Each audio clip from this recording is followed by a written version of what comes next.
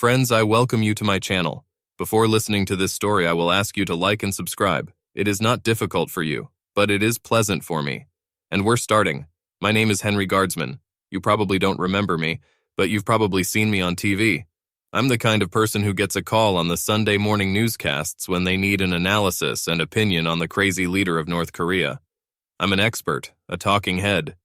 For the past 20 years, I have worked in the State Department, various think tanks dealing with foreign policy, and in academia. I'm currently a professor at the Fletcher School of Law and Diplomacy at Tufts University, located near Boston, as well as a visiting professor at the Kennedy School of Government at Harvard and Stanford University in Palo Alto, California. I know it all sounds pretty prestigious, and so it is. However, outside of my clique of the smartest colleagues, I am the most ordinary person imaginable. I am 51 years old, 175 height, 83 weight, and there is nothing about me that could attract your attention. No woman has ever looked at me and considered me hot. No woman has ever fantasized about me in bed. No woman has ever wanted me, except for my wife. That's my story. Emily and I have been married for 24 years. She works as a research librarian at the Boston Public Library. She is 46 years old, but most people say she looks 5 years younger. We met when she was a student and I was a graduate student. I was a teaching assistant in her class, and we started dating right after she graduated from the course. We got married 3 weeks after it ended. Her height is 180 and her weight is about 60. When I saw her for the first time, she was a figure skater, and she still has all those curves that I love. I was attracted by her intelligence, sarcastic humor, sparkling smile, bright blue eyes, strawberry blonde hair, freckles on her nose and cheeks, as well as a beautiful feminine figure. Oh, and her breasts. You can only dream of them, 38D, and if this is not the first thing you notice about Emily O'Hara, then the second and third. As a child, Emily was a little chubby and very insecure about her appearance. All three of her sisters are tall and built like models, and by that I mean not my type at all. I was Emily's first lover and she was mine. She grew up in a very conservative family, and she was taught to take care of herself before marriage. She almost succeeded. When Emily and I finally made love, it was the night I asked her to marry me. Unlike Emily, my virginity did not depend on desire, but on opportunity. I've never had the opportunity. Before I met her, my life was filled with falling in love with unattainable beauties, numerous first dates followed by "Henry, let's stay friends" speeches, and hundreds if not thousands of nights of masturbation all alone. Girls may like athletes and musicians, and even business masters with growth prospects, but pimply nerds who are passionate about international diplomacy don't have many opportunities for love affairs. Meeting Emily meant passing the exam, which was taken by the entire O'Hare family. She is the second of 4 sisters. The eldest, Shannon, is a year older than Emily, has some of Emily's physical characteristics. Hair color, freckles, pretty face, but she lacks slimness. I understand why some men find her attractive, but I've never liked her. Her character reminded me of the worst stereotype of a high school cheerleader: shallow, materialistic to the extreme, and condescending to those whom she considered inferior. At the time of my first acquaintance with the family, she had already been married for a year to Brad Smithson, a tall, handsome guy who was an athlete in high school and college, and at that time began his career at one of the most prestigious investment companies in Boston. Then there was Joni, the third of 4 children. She was pretty, but even less slender. I met her when she was a high school student, and we became friends, thanks to her obvious intelligence. I helped her with her college essays. As a result, she enrolled at Northwestern University, and then received a doctorate in biochemistry from the Massachusetts Institute of Technology. Joni later married Will, a researcher who spends most of his time at Woods Hole, the oceanographic center on Cape Cod. Of all the family, Amelia was the closest to Joni. The youngest was Denise. She was a freshman and looked more like Emily than anyone else. She was also a wild child in the family. Back at school, she had a lot of boyfriends, several arrests for smoking weed and appearing in a public place drunk, as well as a disgraceful pregnancy for the family, because of which she dropped out of school for a semester, carried the child to term, and gave him up for adoption.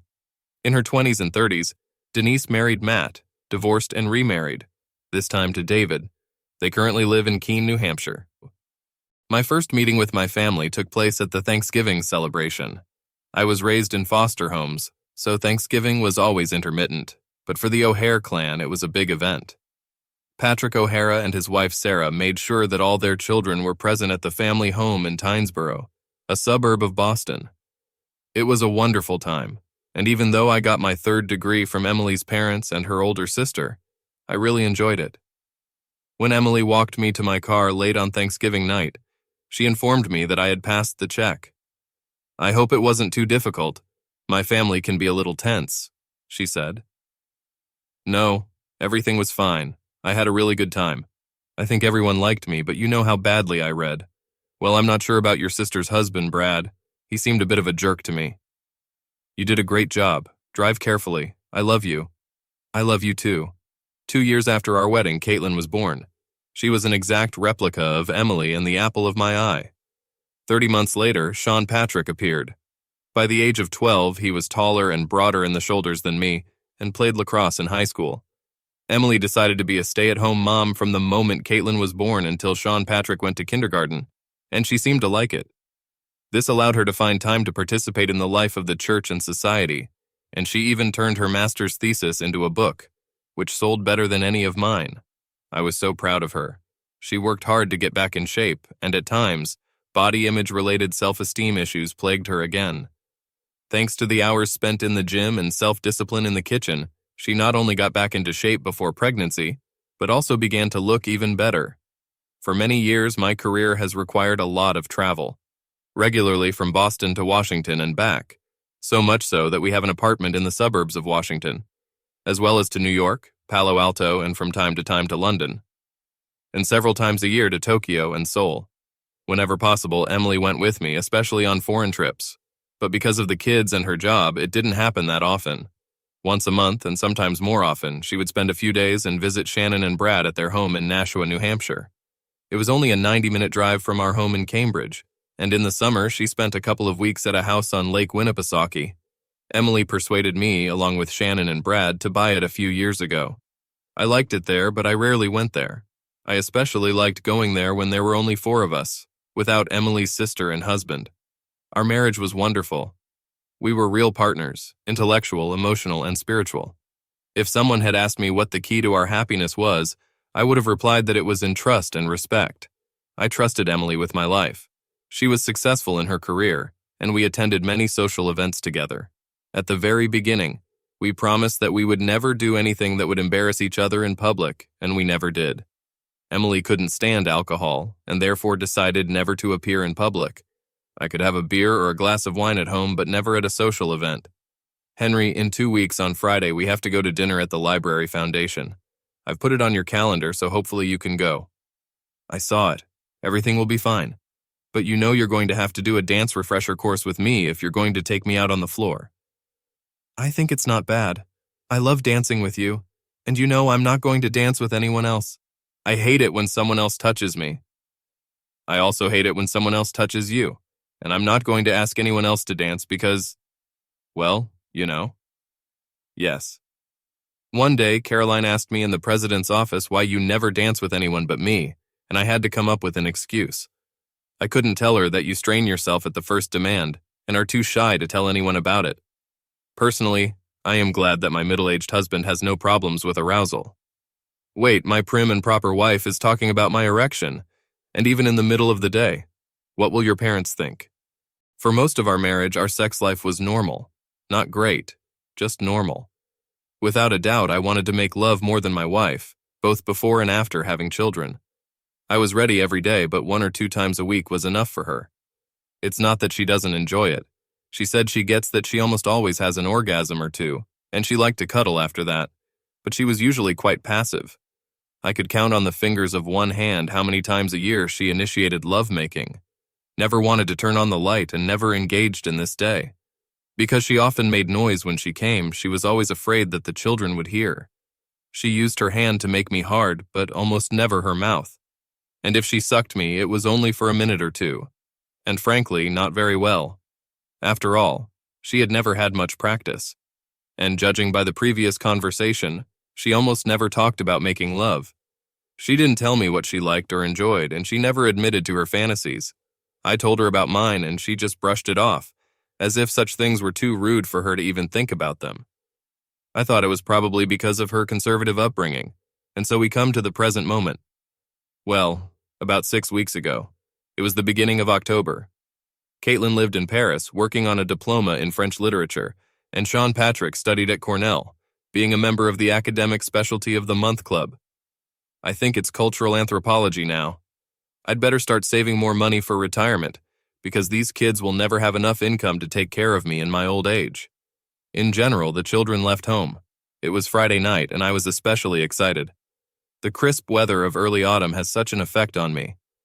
Emily and I took a shower together, and I knew she was in the mood. She screamed during the 2 orgasms I gave her with my mouth before coming in her pussy from behind. "It was amazing, honey. I like that we have freedom when there are no children," Emily said. "I like to hear you when you finish. It turns me on when I know you're really enjoying it." We hugged for a few moments in the afternoon light, and then she surprised me with a pillow talk like we'd never had before. "Baby, if it wasn't morally wrong and I gave you permission, which of my sisters would you like to make love to?" "Honey, I don't know if you know about this, but there is a husband's guide, and one of the chapters in this book is called Questions That Men Should Never Answer. The question you just asked is either number 1 or number 2. No man in his right mind would answer it. I think the other main question is, honey, if I had died before you, who would you have married?" Seriously, you always want to talk about fantasies, so I'm giving you permission to talk about them. Which of my sisters have you been fantasizing about? Good. I will answer. About none of them. Don't tell me that. Are you saying that if God and I had given you permission to make love to Shannon, you wouldn't have done it? No, I wouldn't. I just don't find her attractive. She's wearing too much makeup, and she doesn't have your perfect figure. The only thing she has is breasts, which miraculously appeared after her 35th birthday, which I'm sure cost Brad a tidy sum. Besides, Shannon can be a bitch. Okay, so there's no Shannon. What about Joni or Denise? No and no. They're just not my type. I consider Joni a friend, and she has a great brain, but she's not attractive at all. Denise may be attractive, but just touching her makes me want to take an hour-long shower. No thanks. I'm perfectly happy with the O'Hare sister that I have. She's all mine. If one of your sisters were Julia Roberts or Scarlett Johansson, then we could talk. You've always been partial to Julia Roberts. Why? It's because of the laughter. I love her laughter. Let's see if I can make you laugh as much as she does. Then, for the first time in a long time, we played the second round of the game. It hadn't been more than a few days when I overheard a phone conversation. I was taking the dog out for her night walk, but it started to rain heavily and we finished it early. I walked in through the back door and heard my wife talking on her cell phone in the living room. Yes, Joni, I tried. He's just not interested. No, of course not. I just asked him if he had ever fantasized about making love to any of my sisters. No, that's not exactly what I said. We're talking about St. Henry. He never does anything inappropriate. Look, I have no idea why you want this to happen. He's just not that good, and certainly not that great. My Henry won't know if a woman is flirting with him if she throws her naked body in his lap, and he has no idea how to flirt. I don't know how he got hold of me. Yes, 4 would be better than 3, but it has worked so well for so long. What nonsense is this? Think, Henry. Think. What was that? I can decipher the insane rants of an evil Korean lunatic, but I have no idea what my own wife is talking about. A few days later, I was walking through Davis Square in Somerville, and I heard, Henry the guardsman. I turned around and saw Matt Barnes, my sister-in-law Denise's first husband. Bad news, Barnes. How are you? Damn it, Henry, I don't need you to call me that. Do you have time for a beer? We went to the pub and talked. Matt, I'm so sorry that things didn't work out between you and Denise. It's okay. This really shouldn't have happened. The marriage had already broken up a long time ago when you found out about it. I'm sure you've only heard that I cheated on Denise, but she cheated on me from the very beginning. I'm sorry to hear that, I did not know. Anyway, how is the plumbing business going? I hear your ads on the radio all the time and see them on TV. It's okay, and I got married again. She's wonderful. A school teacher in Malden. 2 boys from my first marriage, and we have a girl on the way. Congratulations. We were sitting and drinking our Samuel Adams, and then Matt looked at me awkwardly. Henry, I have to ask you something. I like you, and I've always thought you were a good guy, and I've never felt like you were looking down on me like that asshole Brad. Anyway, how do you feel about what Emily does to her sisters? Well, Matt, I know they're close and all that, so they talk all the time, and I just always thought that's how families work. I've never had a family like that, so I didn't know. But, I mean, about the bed, how can you think about that? I definitely couldn't. Matt, what are you talking about? Oh shit. Henry, you're serious. Don't you know? Denise told me that you knew and you didn't mind. She just asked me not to talk to you because you were afraid I'd think you were a wimp or something. Really, you don't know? And then, over the next half hour, Matt Bad News Barnes ruined my life. There was no doubt that my marriage was over. However, I needed more information to decide what to do. The divorce was certain, but I needed to find out if Emily loved me. One phone call to colleagues from a certain government agency, consisting of 3 letters, gave me the necessary information about the equipment and how to get it. I installed listening devices on Emily's cell phone, in her purse, and in her car. On Thursday night, a week before Thanksgiving, I was sitting in the family room watching an NFL game. After Emily went to bed, I went into the room, opened the app that allowed me to listen to her calls, and heard both sides of the phone conversation between Emily and her sister Shannon. So, you're coming to the lake this weekend to get everything ready, aren't you? Yes, I'll be there. My wife's voice didn't sound happy or excited, but rather resigned. Did you do everything Brad said? Yes, probably. Look, Em, this is very important. You must fulfill all his conditions. All right, dear sister. I always do whatever Brad wants. I only let Henry in bed a few times a month. I refuse to give him a full blowjob. I never let him take my ass. Shannon, I can't believe this. Why Brad has to be like this? Because he's an asshole, that's why. And you're not as bad as I am. I stayed married to him all these years with all his infidelities and other crazy ideas, mainly because of his magnificent male organ, but also to save your marriage. If we don't do what Brad says, he's going to tell Henry everything. Don't forget that. I know, Shannon, I know. What a hell it is. How did we even let this get this far? Emily, you know how. Your curiosity, big breasts, and Brad's insatiable appetite. That's how it is. This is what it is. So here's the schedule. This Friday evening, Joni and Will, Denise and David, and you will come to the lake to play. On Sunday evening, everyone else will go home. You will stay and play with Brad. And when Henry, Mom, Dad, and everyone else arrive here the day before Thanksgiving, we will become a typical American family. Of course it's good. Come on, Em, you know you like it. It hurts, but yes, I love you. When I'm there, it's really good. I love how I feel when Brad's massive meat enters me and treats me like his personal woman of easy virtue. But then, when I get home, I realize what I've done. I'm so ashamed. You should be ashamed of yourself. Henry doesn't deserve this, but you should have thought about it years ago. Damn you, Shannon, and I'll be damned. This confirms everything that Barnes told me about the bad news. My dear wife Emily has been having an affair with Brad, her sister's husband, for many years, and her sister Shannon not only knows about it, but also condones it. Joni and her husband Will, as well as Denise and her new husband David, are also involved in this unhealthy game. At least they knew Emily was cheating on me. But I still don't understand some things. It looks like Brad is holding something over Emily. Is it just because of the affair, or is there something else? In my profession, people lie, but not many people know how to do it. I didn't think Emily could do it, but she's definitely better than I thought. She's been lying about our marriage for years. If I tell her directly what I know, I'm unlikely to get answers. Besides, I have no desire to engage in a face-to-face confrontation until I know everything. On Friday morning, a week before Thanksgiving, I woke up early and cooked breakfast for Emily and me. Hi, honey. When are you going to the lake? Today I'm going to Boston by car, not by subway, and I'll leave right after noon to stop at Shannon's, and then we'll go to the lake together. If the traffic isn't terrible, we'll get there around 7 or so. Well, please drive carefully. I have a meeting in Washington on Monday and Tuesday, so since you won't be here, I'll fly in tomorrow morning. I booked a direct flight from Reagan to Manchester on Wednesday evening. Should I rent a car or will you pick me up? I'll pick you up. By then, I can't wait to see you. It's really going to be sad. Patrick is staying in Ithaca for Thanksgiving and Caitlin is in Paris. It's like it's not Thanksgiving at all. I started crying. Emily came over and put her arm around my shoulders. I know, honey. You've been loving Thanksgiving ever since I first met you. Family is everything and he will never be the same again. Emily left for work and I started calling. First a lawyer, then a financial advisor. Then I called a friend who has a friend who knows someone. I wanted to ruin the Thanksgiving celebration at O'Hare and would have paid a little more for it. Before noon, sophisticated video equipment was placed all over the house by the lake. The next thing was to overcome my biggest fear.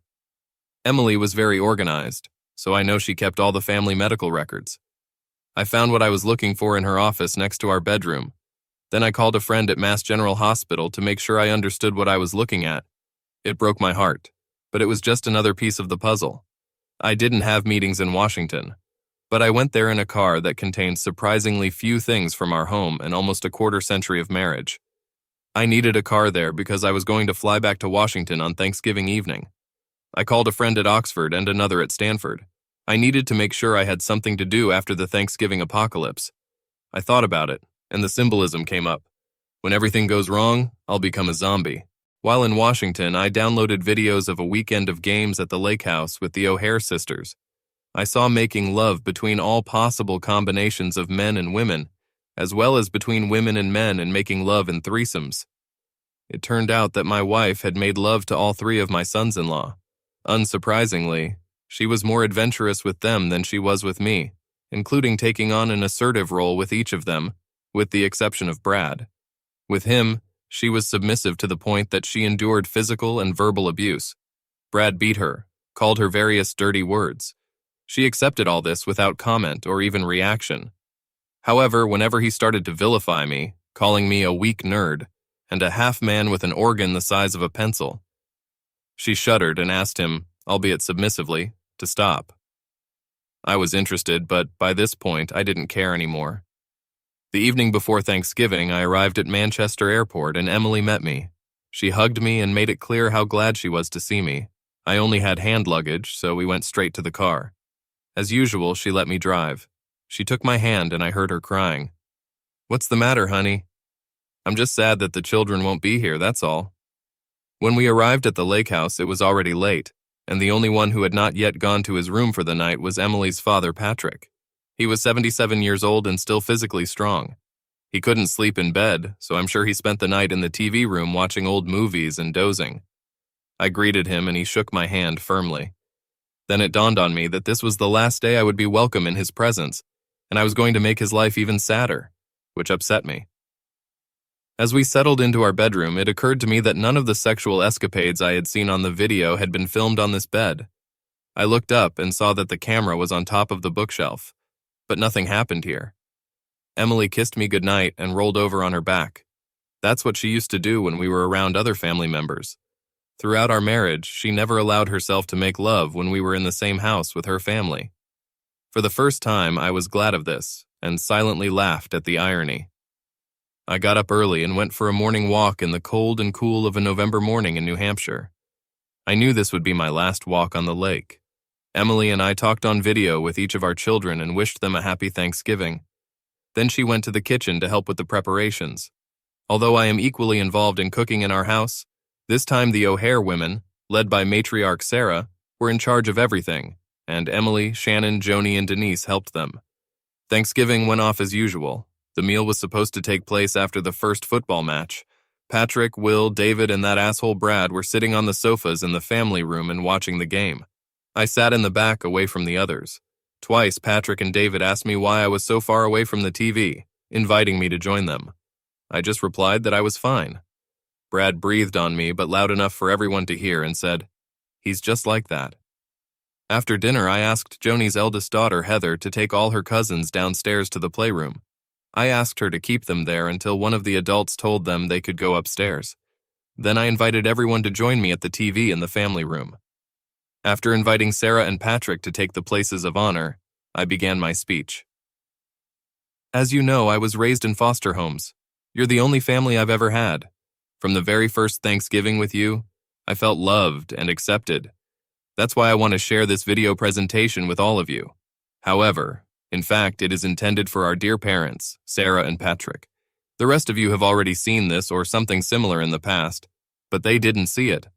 You will notice that there are boxes of napkins on the table, as I expect there will be tears. I know I cried collecting this. With that, I pressed the button on the TV remote and took out my phone. I pressed a few buttons and the phone took control of the TV. Then I went to the back of the room so as not to interfere. The show began with a video in which Brad impales Emily from behind and she shouts, "Let's get tougher, tougher." And then everything went on the rise, with pictures and video clips of all kinds of actions in which everyone in the room participated, with the exception of Sarah and Patrick's parents and, of course, me. As you can imagine, the screams started almost immediately. Brad screamed, "What the hell? I'm going to kill you." At that moment, he jumped up and I calmly said, "Sit down, Brad," and shot him with a taser. Brad didn't sit down. He fell, staggering. After a few more minutes of crying and screaming, especially when Joni and Denise saw scenes of Brad hitting and shouting insults at Emily, my future ex-father-in-law looked into my eyes and humbly said, "That's enough, son." I looked at his wife, who was sobbing with her head buried in his shoulder and, out of respect, stopped the video. Then I went back to the TV. "I want to apologize to you, Patrick and Sarah. I'm sure it was as hard for you to see this as it was for me when I first discovered this disgusting activity on the part of your children and their spouses, with the exception of me, of course. It looks like Brad and Emily have been making love at least as long as she's been married to me and maybe longer. And this happened with the consent and even with the assistance of Shannon. I do not know when Joni, Will, Denise, and David joined this festival, but I know that this was the real reason for the end of Denise's marriage to her first husband, Matt." I continued, "The worst part is that, as if this debauchery and infidelity is not enough, I also discovered that I am not the biological father of our two children, Caitlin and Sean Patrick, which, by the way, they both now know. I told them about it by email just before we all sat down for our wonderful family holiday. At that moment, Emily went from crying to sobbing. Of course, dear wife, I do not know who their biological father really is. It could be Brad, or it could be any other dick you slept with while you were making a fool of me. So who is it, or don't you know?" By this point, I realized that I was starting to speak louder. I didn't want to seem out of place, so I took a deep breath and waited for an answer from Emily. Shannon spoke up. "Henry, I'm sorry, but Brad is the father." "Oh my God, I was hoping it was Brad. This explains why Sean Patrick is much taller and prettier than me. Well, then let's get back to good old Brad, my loving brother-in-law. Shannon, ask your husband to sit down and wipe his mouth. I'm drooling with embarrassment. I want him to hear it. Brad, come on, pull yourself together. Brad, I was thinking of suing you for years of child support because I raised your children, but my lawyer didn't think it was a good idea because you're going to be in jail." "What the hell?" "Well, Brad, as you may know, I have friends in Washington, including in a small group of nerds like me at the SEC. Brad, you know the SEC, right? I'm not talking about football, Brad. I'm talking about the Securities and Exchange Commission. It seems that the gang from the SEC recently got a little bored and decided, on a tip, to investigate Brad's work. It looks like our guy is a little sloppy. Okay, maybe even very casually. Looks like you're going to need a lawyer, old Brad." At that moment, Brad decided to jump up and follow me again. "You..." At that moment, I tasered him again. He soiled his pants, falling to the floor again and shuddering. Well, since Brad's not himself, let's talk to Will and David. Guys, I thought we were friends. But friends don't satisfy each other's wives behind their backs. So I guess we've never been friends. And gentlemen, I will do something in the name of retribution, but I haven't decided yet. You see, I want it to be appropriate, and I haven't had time to think about what it might be yet. Unlike you and your lovely wives, this is all a bit unexpected for me. But believe me, I will definitely answer you. They both lowered their eyes. Joni, after what Emily did to me, your betrayal hurts the most. You are the closest person who has ever been my sister. I thought you really cared about me. I thought you respected and loved me. I'm going to miss you, but obviously it's over between us. And now to my loving wife. Emily, look at me. She held her face in her hands, shaking with sobs. Now she raised her head, looked into my eyes, and whispered, I'm so sorry. Dear Emily, that's practically the definition of too little and too late, isn't it? Now that our sham marriage is over, tell me, have you ever loved me? You've been giving me a minimum of sexual intercourse for a quarter of a century, and it turns out it wasn't because you were cold or conservative or shy. It turns out that you deliberately refused me on the orders of your best lover, Brad. And I understand that, I really do. He gave you everything that I couldn't give you. A tall, handsome man, a bigger male organ mixed with all the inappropriate things that I refused to give you, such as physical violence and bullying. I'm glad to know that you really wanted this, And isn't it great that your dear sister Shannon has agreed to share with you? Well done. I went to the TV and took out a large manila envelope that I had put there earlier. So, dear wife, here is the next chapter. The divorce papers are in this envelope. Sign them and send them to the lawyer. You see, you're filing for divorce, not me. You're filing for divorce under the article Irreconcilable Differences. You're going to tell people that you just don't love me anymore, and that I can't satisfy you in bed. Yes, this is the ticket. I think the conditions will seem quite fair to you, more than suitable. You get a house in Cambridge. It's paid for and it's worth a lot in today's market if you decide to sell it. Of course, you'll get our share of this place too. Of course, I don't want to have anything to do with this little love hut anymore. I'll take an apartment in Washington. You will also find further instructions in the envelope, for example, how to contact me if necessary. And if you argue with me about anything, the little presentation film that you saw today will be a box office hit. It will be watched by Caitlin, Sean Patrick, people from the church, the leaders of the Boston Public Library, and everyone else I can think of. At that moment, the doorbell rang. The perfect time. I'm just on my way to the airport. I'm sorry I ruined your Thanksgiving. You ruined my life. And as I walked out the door, I tasered Brad again. It wasn't necessary, but it was certainly appropriate. I lied. I told Emily and the others that I had sent my children, Caitlin and Sean Patrick, a letter detailing their mother's betrayal and infidelity. Of course, I didn't do it, but I wanted Emily to think that I was crazy, that I could do something so cruel and, how should I put it, inappropriate. I wanted her to lose the confidence that she knew me and could predict what I would do next, and continue to treat me like shit. On the way from the lake house to the airport, I called the children. I needed to talk to them before Emily did. Since it was already the middle of the night in Paris, I called Caitlin first. Hi, Dad. How are you? Something happened? Yes, honey. I have to tell you something very sad. I know this is going to hurt you a lot. Dad, did someone die? No, but in a sense, yes. In the last few weeks, I've found out that your mother was having an affair with your Uncle Brad, and this has been going on for several years now. Oh my God, Dad, this is terrible. Oh my God, how could she do this to us? I do not know, dear, but it's even worse. Today I found out that I'm not your biological father, but he is, both for you and for your brother. Your mother has been lying to all of us all these years. This jerk is my father. No, Dad, I won't let that happen. He won't be my father. You are my father. Dad, this asshole is a pervert. He's bothering me and the other older girls, cousins. He tries to grab our asses and says he wants to see us naked. Dad, how could she do this to us? It won't change anything in our relationship. I'm still your dad and I always will be. Yes, Dad, yes. Daddy, you're going to get a divorce, aren't you? Yes, honey, your mom and I are done. I hate her. I know.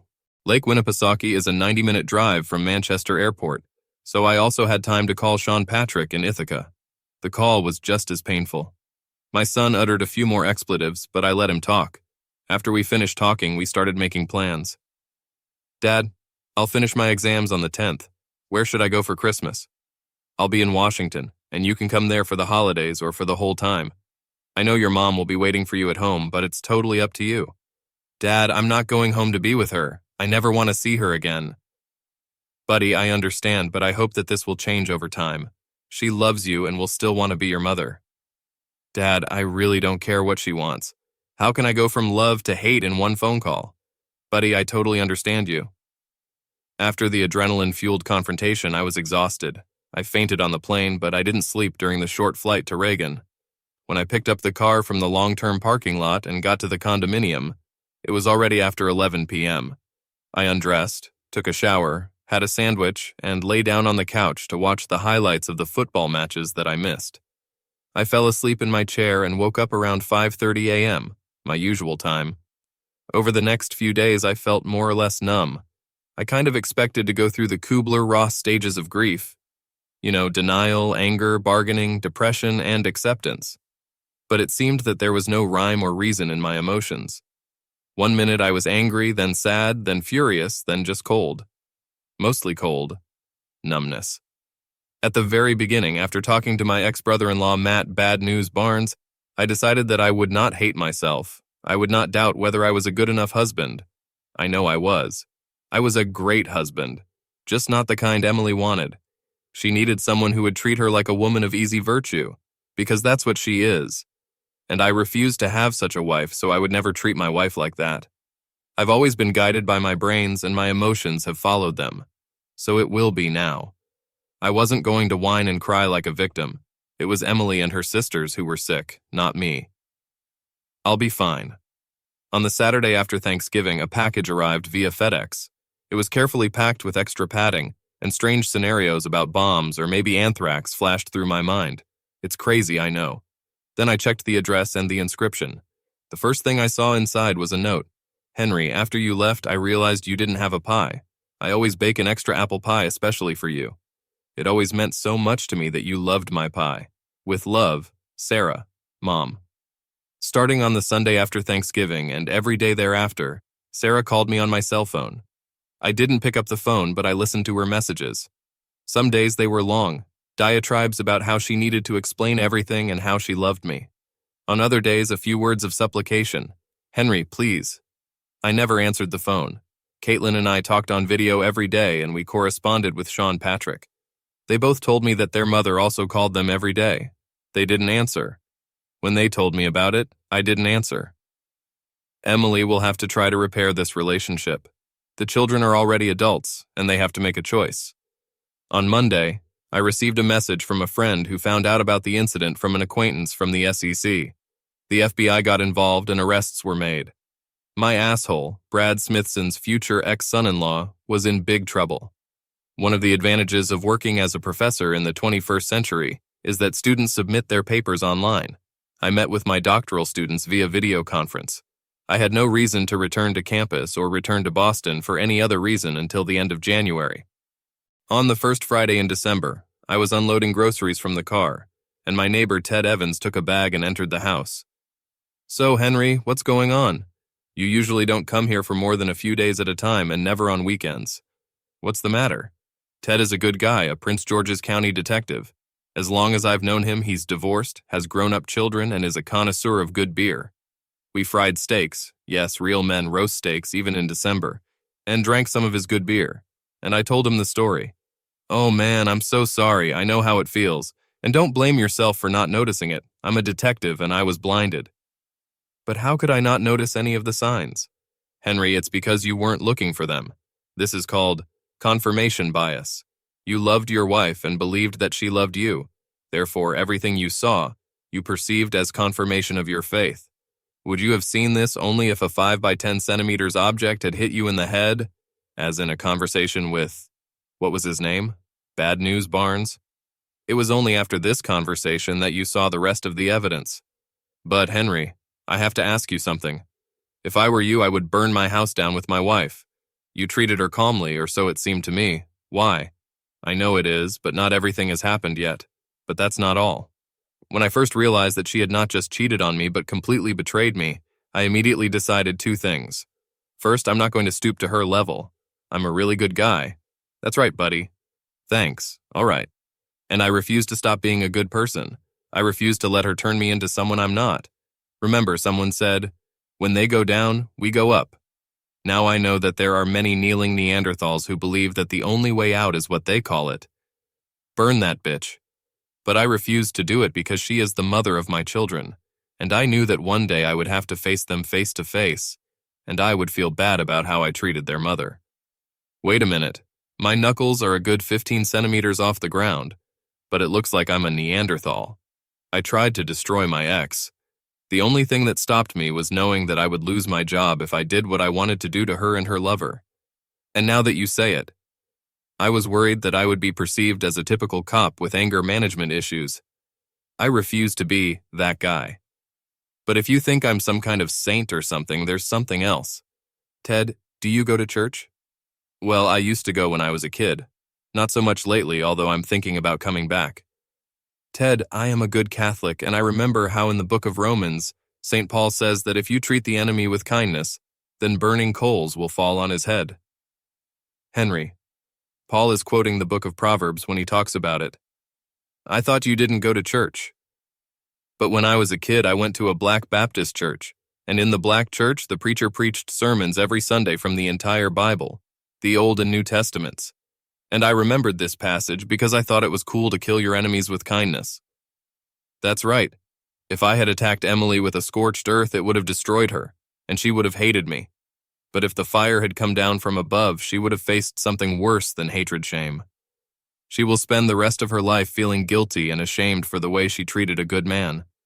She will sit in our house and feel ashamed. Every time she talks to our children, it's a shame. Every photo, every memory is a shame. There will never be an excuse for what she did. You're right. This is even worse. And the best part is that your hatred of her doesn't consume you, because you can let her go. That's right, or at least I hope so. Eventually, in the middle of January, I had to return to Boston. The new semester at Tufts and Harvard meant that I would have to be there at least 3 days a week. The lawyer had not received any documents from Emily, which meant that I would have to contact her soon, resorting to gentle persuasion. It was 11:45 a.m. on Wednesday, and I was at Harvard. I was just finishing a lecture on the role of appeasement in 20th century diplomacy when I saw 2 men standing at the door to the lecture hall. When I came out, I saw that it was Will and David, my 2 sons-in-law, who were both making love to my wife. Will spoke first. "Henry, can we talk to you? I don't think we have anything to talk about. We really want you to listen to our version of this situation. Well, let's go to class," David said. "Could we go to your office to be alone?" "No, everything will be fine here, and it will be short, I'm sure. Let me just send this message and then we'll talk." They sat in the front row and I stood leaning against the music stand at the front of the hall. "Speak up, boys. You have about 3 minutes." They looked at me and at each other in disbelief, and then Will began. "Henry, I respect you very much. I've always considered us friends. I think I already mentioned at Thanksgiving that friendship is not discussed, but go ahead. Henry, we thought you knew what was going on. Our wives told us that you and Emily had an agreement, that you have an open marriage, and that you don't mind Emily making love to us." "Yes, Henry," David interjected. "Denise told me that you just weren't interested in bed anymore and couldn't meet Emily's needs, so you gave her permission to go somewhere else." And that's when I understood everything. David couldn't control himself. Smirk. And I realized what I was going to do with these 2. "So why didn't you ask me about it yourself?" Will again. "I thought it would be awkward for you if I brought this up, that you'd think I saw less in you. Now, David, yes, a weakling, and we couldn't do that to you, so we just didn't bring it up. So your wives have told you that Emily wants to satisfy you, and poor old Henry doesn't mind because he can't get up. And you just accepted it? Clear. So you had no problem making me a cuckold?" "Yes, that's right." No," David said. "Henry. Anyway, we've known for a long time that Emily and Brad are doing this, and Joni told me you didn't mind, so we just thought," Will said. "You just decided that you can also participate in this case." I understood. At that moment, 3 Harvard police officers burst into the room. "Dr. Guardsman, is everything okay?" "Thank you, officers. I appreciate your quick response. Please escort these 2 men off campus. They trespassed. Please find out their names, as I want to make sure that a violation case is filed against them. If you need to, I will be happy to file a formal harassment complaint. And officers, do I understand correctly that such a complaint, if filed, will also end up in the database of both the Cambridge and Boston police departments? Is that true?" "Yes, Dr. Guardsman." "Well then, I'll come by after the next class and do the paperwork." As the officers escorted my former sons, in-law out of the audience, I said, "Gentlemen, don't forget about Monty Python. No one expects the Spanish Inquisition." Over the next few months, I spent at least Tuesday through Thursday evening in Boston, teaching and advising graduate students at the Fletcher School at Tufts and the Kennedy School at Harvard. I took an early flight from Reagan to Boston's Logan Airport on Tuesday morning and returned to Washington late on Thursday evening. I will work at Oxford in the summer, and in the fall I will move full-time to Palo Alto as a professor of international diplomacy at Stanford. Emily and I talked about living in both places, and that was our dream for the future. I saw no reason not to fulfill my dream without her. The evening after Will and David's visit, I spent a few hours in my hotel room, where I lived permanently, and did a little video editing. Late that night, I sent Emily an email addressed to Emily O'Hara. One of the conditions of the divorce was that she could no longer use the name Guardsman. Emily O'Hara, the lawyer, is still waiting for the documents. Sign and return them within the next 10 days. Otherwise, the attached video will be sent to friends, colleagues, and relatives. Henry Guardman. A 10-minute video clip was attached to the letter. The video began with the announcer's voice. Ladies and gentlemen, you think you know Emily Guardsman and now Emily O'Hara, but this is the real Emily. Keep in mind that the video you are about to see captures the events that happened when she was married to Henry Guardsman. None of these actions were committed with his permission or knowledge. The men in this video are the husbands of Emily's sisters. Viewers are advised to exercise caution. The next sound is Emily's scream. The following Tuesday evening, the next one appeared in the Cavalcade of Stars. Joni, Will's wife and my closest sister-in-law, came to my office. She had been in my office before and knew the way past the security desk. Henry, can I come in? Of course. Come and sit down. I'm just going to have tea. I have a throat raincoat as I am losing my voice due to annual winter vocal cord problems. What would you like? Green, please. Joni sat down on the sofa at the end of the room. I couldn't sit at my desk while she was sitting there, as the conversation would be too awkward due to the distance, so I sat in my chair opposite the sofa.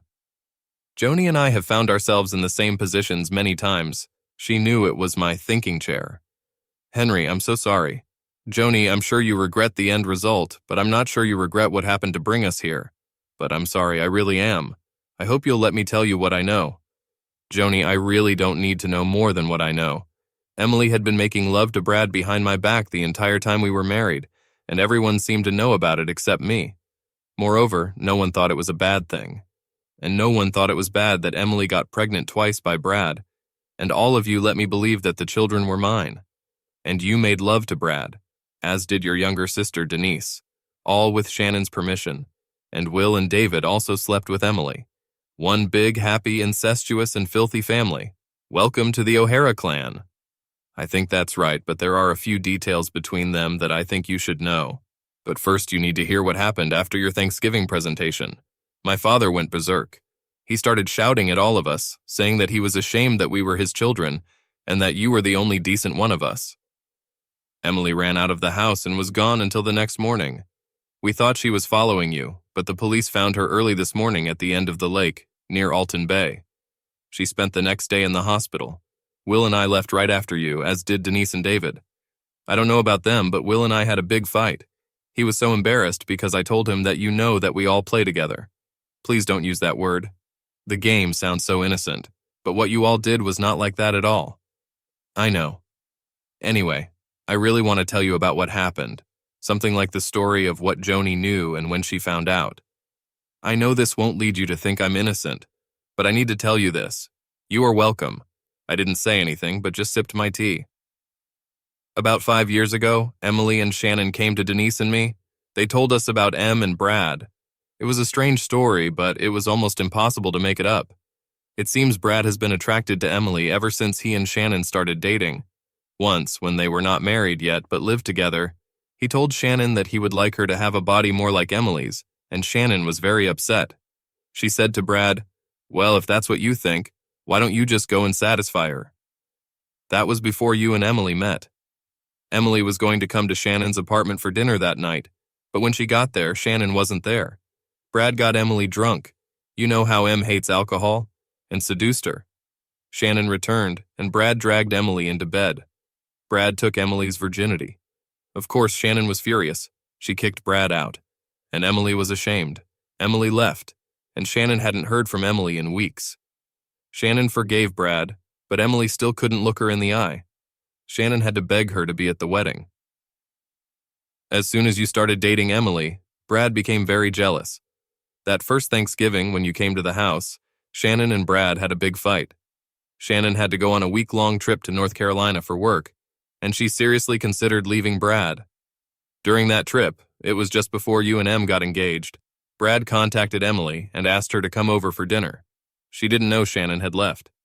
Brad seduced her again, and I guess that's when the affair started. Emily was always jealous of the attention Shannon paid to her beauty, while Em considered herself an ugly duckling. And now there was a handsome man who wanted her. Of course, Shannon didn't know anything about it. What about me? Judging by the chronology, it was at this time that we were supposed to fall in love. Henry, I know. It doesn't make sense. It was like Emily was living two lives. She regularly made love to Brad and at the same time confessed her boundless love to you. And to be honest, I don't think she consciously understood all this madness. There is no doubt that she loved you, But at the same time, she behaved in a way that was contrary not only to this, but also to her moral values, including the betrayal of her sister. So you two get married and she stops seeing Brad for a few months. But then Brad begs her and they start dating again, and he starts being very rude to her, including making her do things she didn't do to you. Brad knew that you were both trying to get pregnant and deliberately tore the condom. Emily gets pregnant and goes crazy. She is sure that you will leave her, unless she convinces you that the child is yours. And still Shannon doesn't know anything? That's right. She has no idea that her husband and sister are having an affair. But then Brad goes to a new level. He forces Emily to tell Shannon that she is pregnant and he is her father. Shannon can't have children, and Brad wants to show her that he's a manly enough man to be a father. Brad and Emily tell Shannon, and Brad threatens to leave Shannon and tell you the whole story if Shannon doesn't let him continue dating Emily. This is crazy. I know. Emily wants to end things with Brad, but he doesn't want to do it. That's why Emily keeps seeing Brad once a month, because Brad is blackmailing her, and Shannon is letting it go on to save both her marriage and yours. Wait a minute. If Shannon knows that Brad is such an asshole and has been treating her for so long, why doesn't she just walk away from him? And if Emily betrayed her, why should she care about Emily marrying me? Because Brad has something on Shannon that she doesn't want our mom and dad to find out about. The reason Shannon can't have children is because she got pregnant in her freshman year of college and had an abortion, and with complications. You saw how my parents reacted many years ago when Denise got pregnant, delivered the baby to term and gave it up for adoption. Shannon was sure that if they found out that she had an abortion, they would disown her, and she told Brad about all this, and he used it against her. There's no bigger asshole than Brad Smithson. Exactly. And so Emily and Brad continue to make love behind your back, and Brad becomes more and more violent. Emily wants to leave, but she can't take the risk, and Shannon can't push her. And then Emily gets pregnant again, and the blows continue. This brings us back to about 5 years ago. Brad decides he wants to increase the party and tells Shannon and Emily to do whatever they need, but let Denise and me play too. At first they try to tell us how big and good Brad is, but we both refuse. Then they tell us about the blackmail Brad is using on Emily, and Denise agrees. I'm still refusing, and at this point I'm seriously considering telling you. But Emily came to me with a plea, and I said that I would only do it if we could convince our husbands to open our marriages, and they would participate too. In other words, I will only cheat on Will if it's not cheating, and he will play with my sisters. That's the only way I'd do it, because I couldn't handle the guilt. So we've started. We got together twice a year. What you saw was the 9th time. I once overheard Emily talking on the phone about trying to get me into this. What was that? A few months ago, I told them that Will and I were no longer going to participate, and that I would not be able to cope with the guilt that you did not know, if not about the past, then at least about what we are doing now. That's why Denise and I came up with the idea to invite you, and we'll all act like we're just getting started. Joni is a very interesting story. It's unbelievable. And I'm saying it literally. I don't believe it.